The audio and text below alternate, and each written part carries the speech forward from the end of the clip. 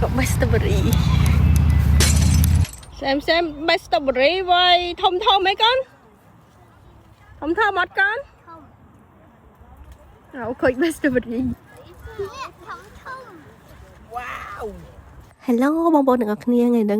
បងប្អូនមកមើលដំណើរកំសាន្តទៅ Best Strawberry ដល់រោករ៉ាក់ហ្មងអ្នកនរគ្នាគឺមក Best Strawberry ឡើងក្តៅហើយនៅចកាហ្មងហើយកូនខ្ញុំចូលចិត្តបេះនេះមកដល់ចកា Strawberry ហើយបងប្អូនទាំងអស់គ្នាហើយនេះសិតអ្នក Best Strawberry នៅឡើងក្តៅហើយហ្មងហើយ Strawberry នៅក្នុងផ្សារឡើងតិចសួរអត់ទេមកបេះកាន់កញ្ឆេងម្នាក់មួយដើម្បីមកបេះ Strawberry ហើយ Strawberry គេគឺមានច្រើន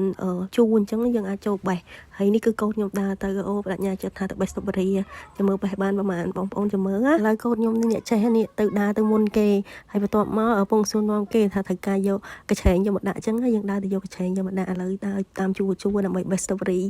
ចាំមើលអូនបេះខ្ញុំក៏ខាងនេះក៏មានអ្នកបេះ Strawberry ដែរអ្នកនរគ្នាឡើងក្តៅហើយមកនិយាយទៅតែមនុស្សមក Best Strawberry ហើយកូនខ្ញុំនេះចូលចិត្តមែនតើ Best Strawberry ខ្ញុំទៅនេះយើងក្រោយគេអញ្ចឹងតយើងចូលក្នុងបានសាប៊ូ Strawberry រៀង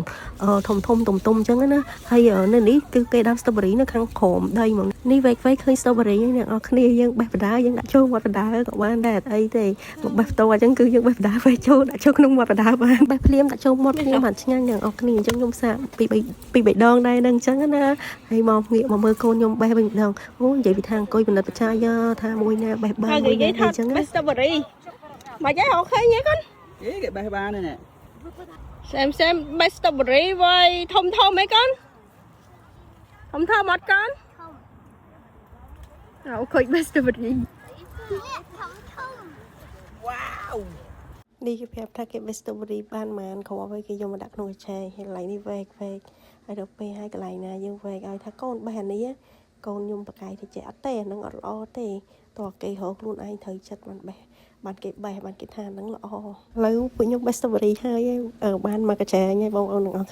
ai đi câu nhau cái best strawberry ban cái sợi chặt cây hay hàng mà tẹt trăng màu này strawberry để bài bạn đừng có biết ông nó mình tập năng con nữa bye bye